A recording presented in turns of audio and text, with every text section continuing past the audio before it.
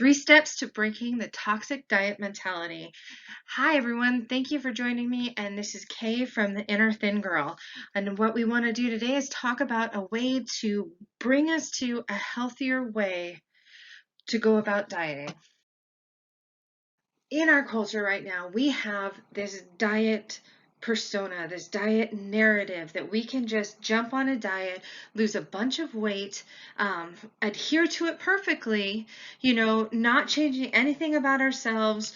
All we have to do is not eat the bad food, eat only the good food, and we'll emerge from this experience as a perfect, thin, happy human being. And it really isn't the case.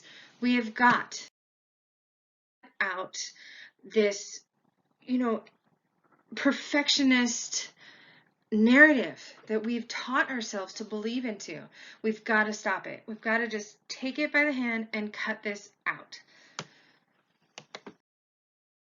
And what I like to say, I call it the oppressive self talk.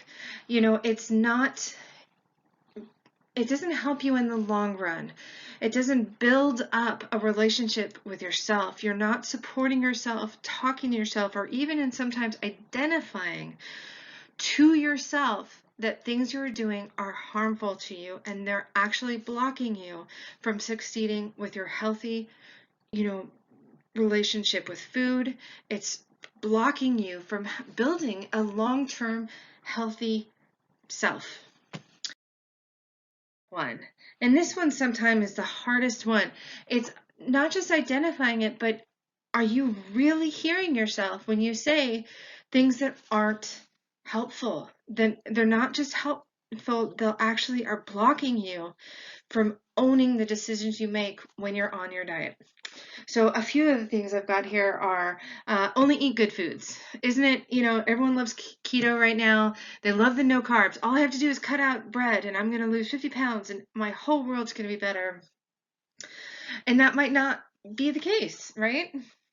One that resonates with me a lot is falling off the wagon. I used to say that all the time. Oh my gosh, I totally blew it this weekend. I totally fell off the wagon. And the reason why I don't like this one is, guess what? It's not acknowledging all the work you've done. One little mistake isn't going to really hurt you. So I want you to really sit and think with me for a second. Do any of these sound familiar? Are these you? And really take that second step. What are the things that you tell yourself? And ask yourself, are they harmful? Are they truly harmful, or are they just phrases and sayings that you picked up along the way? And you'll actually be surprised. So here's my list again. Here's my list again of all the things from the first slide, and the perception that we actually need to switch. We need to make that switch from building up a layer of excuses, building up, distancing ourselves from the decisions that we're making, and start using vocabulary that is putting the onus on us, and it's supporting us in this process. And I think my phrase for the year, this is 2020, our phrase for the year is, what is it? Long haul. We're in this for the long haul. So one of my favorites is, oh shoot, I totally blew it Friday night. We went out, we had beers, we had onion rings, we did all this crazy stuff, and we had a great night. Well, I'll just start my diet over on Monday. Whoa, whoa, whoa, whoa.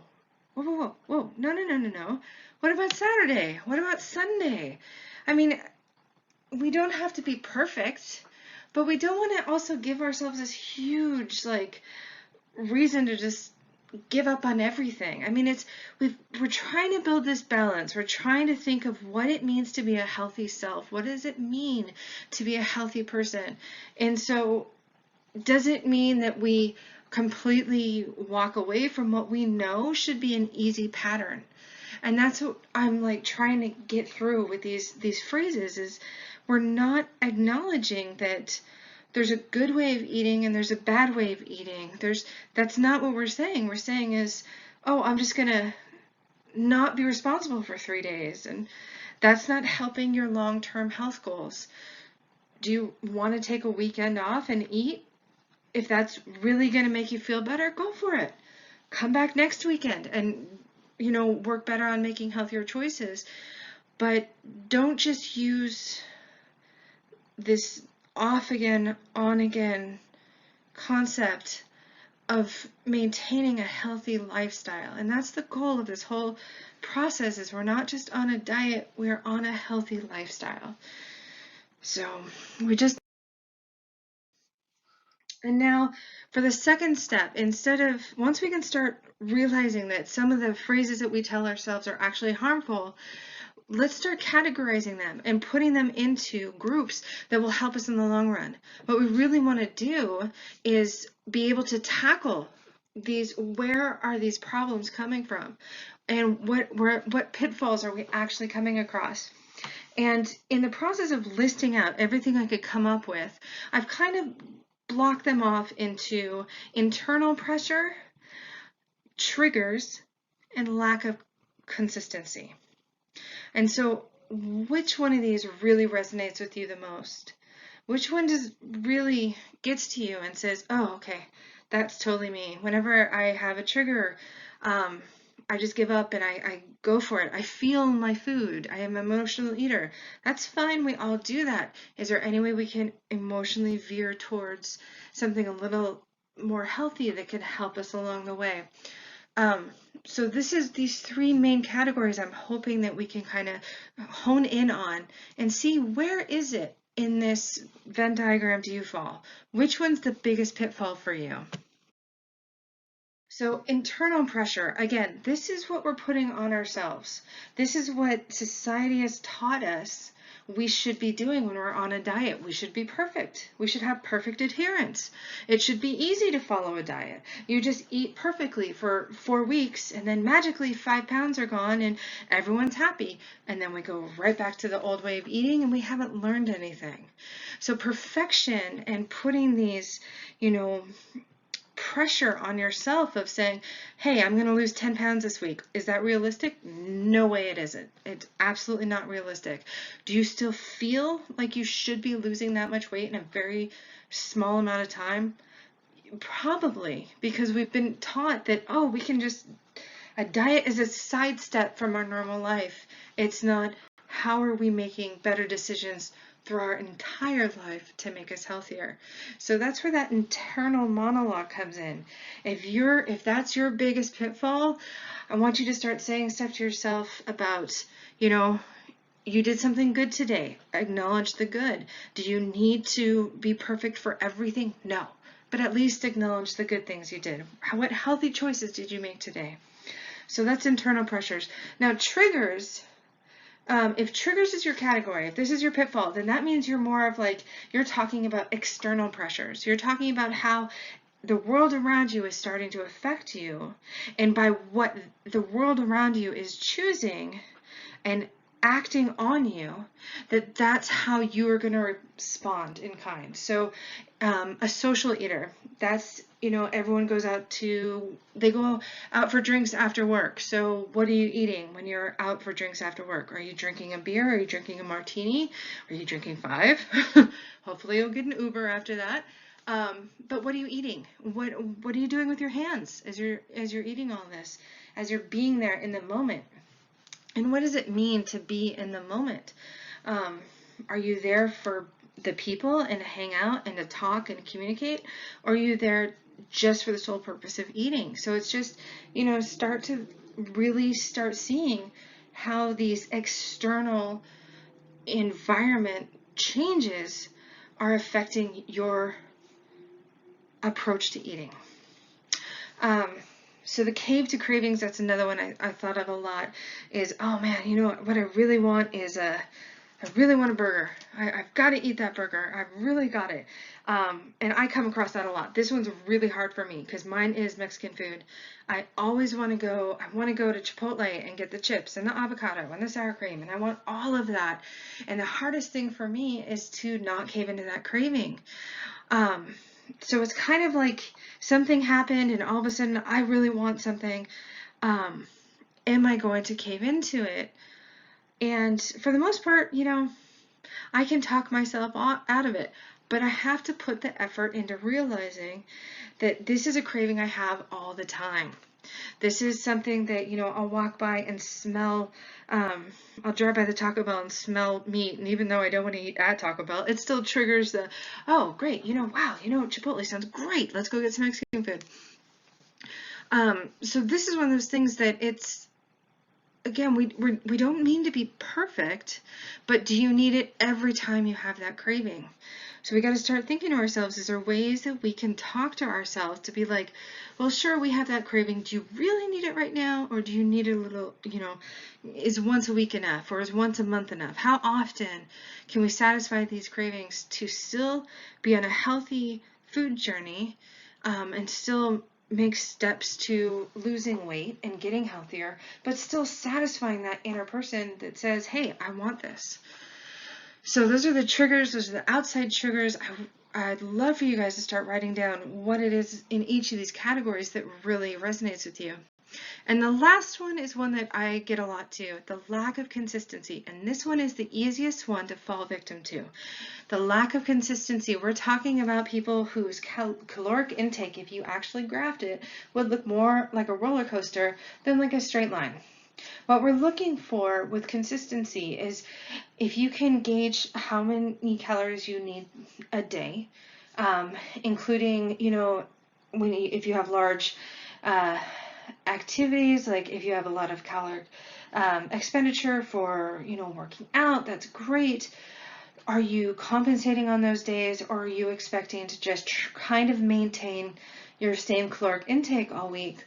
And for a lot of us, Monday through Friday, it's really easy to stay on track. We've got a schedule, we're keeping to the same patterns, so it's really easy to regulate those. And what's the problem? Once Friday night comes and we start going out and we get drinks, we can go have, Sunday dinner with the family, and all those calories that you've banked Monday through Friday, even though you're probably doing really well Monday through Friday, comes Sunday, Saturday, all of a sudden you've overdone it to the point where you've offset the gains earlier in the week. So how do we balance that? Right? How do we balance that? And that's the name of the game, is how do we balance these things so you could still feel like you're living your life, but you're not constrained by this diet mentality. And I will tell you my weakness. My weakness is the last one on the chart. I am the weigh-in day, cheat day girl. For years and years, I did Weight Watchers. I've done Jenny Craig. I've done Weight Watchers again. I've done Optavia. And I will tell you, every single time I weigh in, I guarantee you that that same day I will go out to dinner, lunch, something. I will do something. And over the years, I've really had to come to grips with the fact that my lack of consistency means that later in the week, the closer I get to weigh-in days, I start noticing that I am cutting back so much in my calories to make sure I still lose weight during the week, that once I do weigh in, as long as I'm still down, I will bounce back worse and worse. And so as the weeks progress, instead of, a slow hill, if you think about, graphing out my caloric intake daily, it would start looking into jagged mountains, because I would bounce back so much and then I'd crash and I'd gain and I'd crash. And so again, it's not healthy. We're not maintaining a lifestyle at this point. We are eating for the scale. And so that's giving us this gap. We're disassociating ourselves from how we should be reacting to food and engaging in food in our daily lives, meal after meal, snack after snack, day after day, year after year. We're disassociating ourselves from that if we are only eating for the scale. So step 3, how do we start to break these habits? And really what it comes down to is you've got to take the time, one by one, take the time and try to translate one habit, one problem, one piece that you're stuck on, translate that one piece into a way that's more healthy. And so I want to talk about a few. And I know this is not that shiny, happy, well, you just You just change and everything's fine, and then you're done. You don't have to put any work in.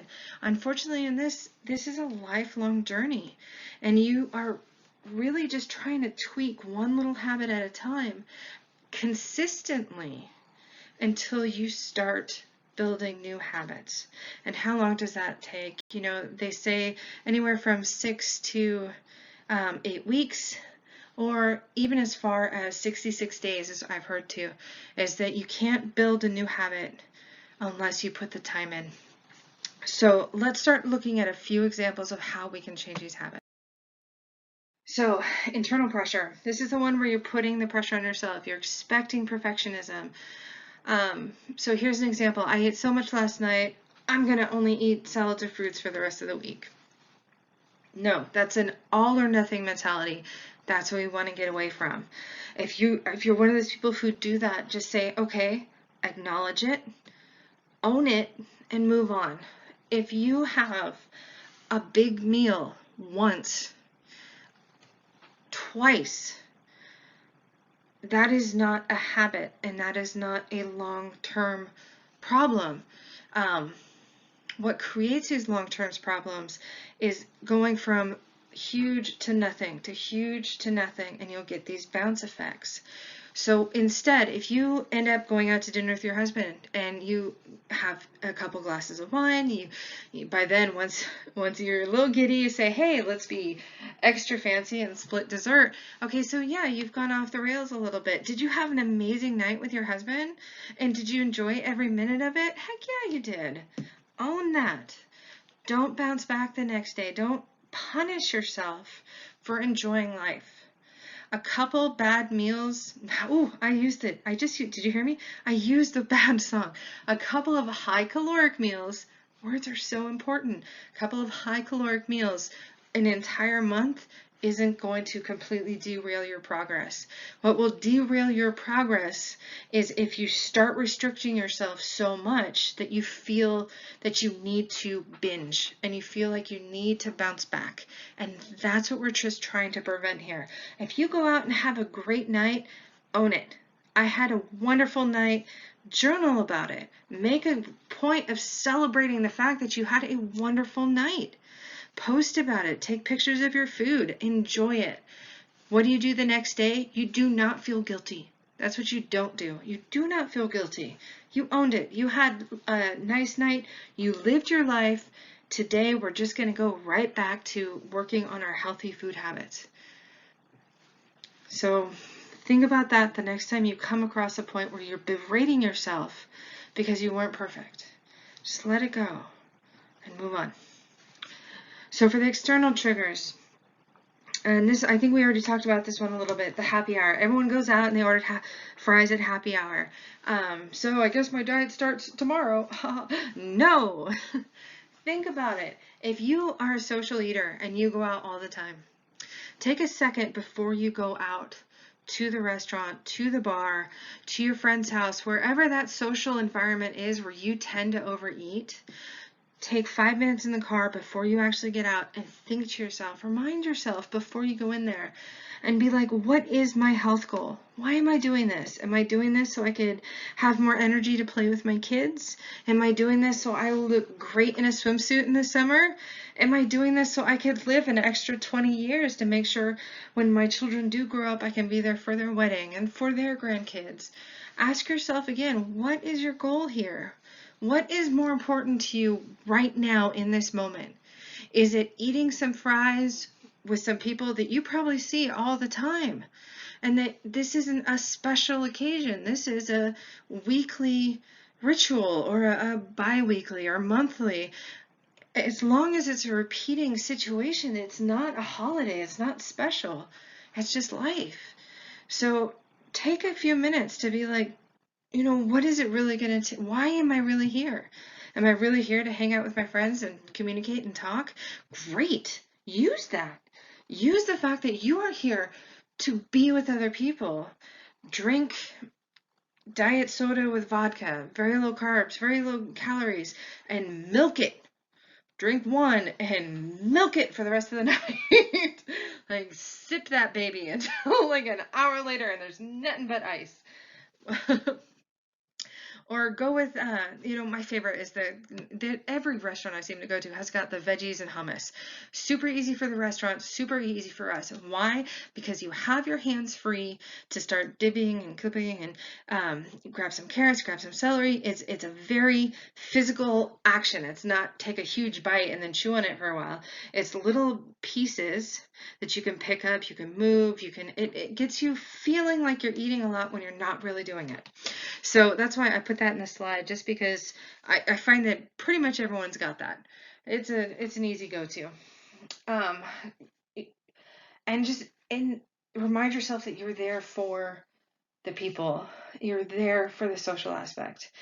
Other thing I do usually before I go into a situation like that, I'm not gonna lie, I might eat like a protein bar before I walk in there. If I'm full before I even get there, it's really so much easier to say, hey, I'm not here for the food because I just ate and now I'm full. It's so much easier.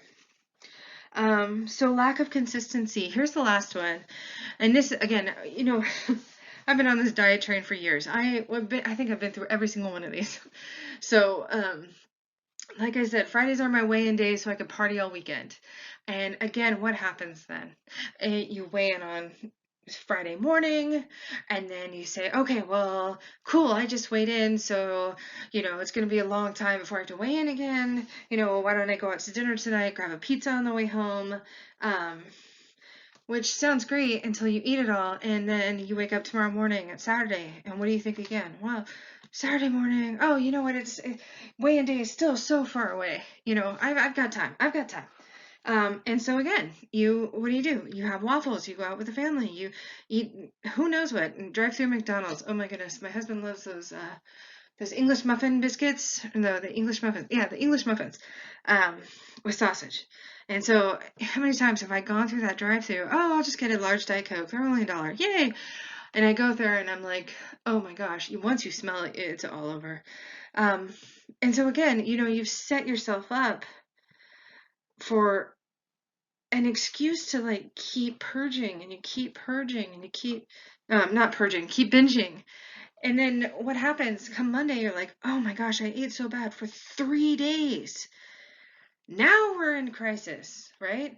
Because 3 days isn't just, a special treat. 3 days is half of the week almost. I mean, we're talking about a substantial chunk of time when you could have been eating more moderately throughout the entire week and probably have actually eaten eaten less calories than you would have if you did this, binge and restrict and binge and restrict.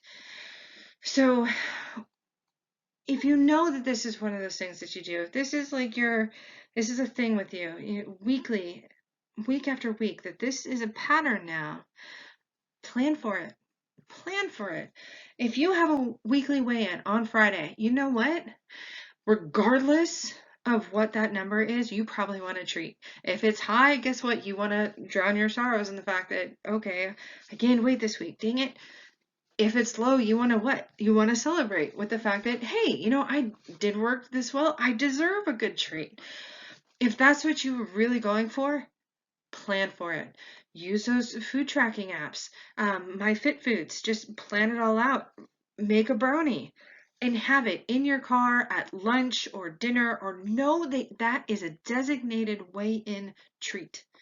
Don't make it huge. Don't make it a full meal. Don't make it a full day. But know that you have done something that you have planned for in your diet that will make you happy. It will satisfy all those cravings that you've had all week. It could be something completely different each week too. One day you had a craving for, like me with Mexican food. Oh my gosh, I always want the chips. So if I had restrained myself all week and said, okay, you know what, that's going to be my special treat for Friday when I weigh in, then use it, document it, and have it there. That can be your goal. But as long as it's within a caloric deficit, you are still heading in the right direction. So it's building all these habits, and it's going to take time. And I really suggest attacking one of these one by one. Don't say, oh, well, these are all my problems, I'll just fix them, all at once. No, again, because then you're setting yourself up for this impossible task. You're setting yourself up for, perfection, and once you aren't perfect, what's going to happen? The self-negative talk happens again. So just do yourself a favor. One little step that you can take, one little thing that we talked about in this, presentation, that you can take forward, that you can take this forward and work on for, I don't know, a month, a couple weeks. How many times are you going to go out for happy hour? How many times can you say, hey, you know what? I'm going to restrict myself to just maybe one brownie or 2 cookies on weigh-in day, and then go back to your normal eating patterns again. I mean, whatever you do, take a minute and actually document it. Take some time to really invest and decide and be mindful about what it is you're working on. I like tracker sheets, and I'm not going to lie, I have sparkly star stickers. So I will write down, this is what my goal is, and whenever I hit it, I get a sparkly star sticker. And for some reason, that totally does it for me. If that doesn't do it for you, I completely understand.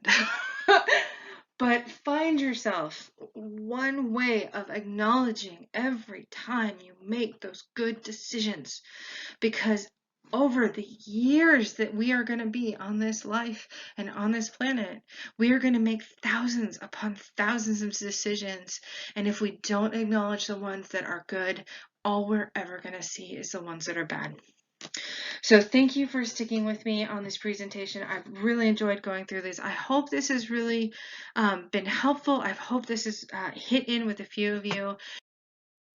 One last step, I just posted a new post about it's not the food, it's the mindset. And you can see where I'm coming from, because the last few months for me has been really rough, and I had to stop. I had to stop, take a breath, come back, reassess, and start over again. And just, that's all we keep doing, is we just keep getting better, and we just keep working forward.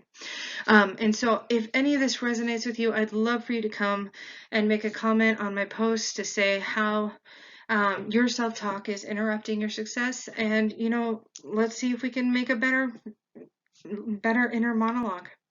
And as always, please follow me on Instagram at InnerThinGirl.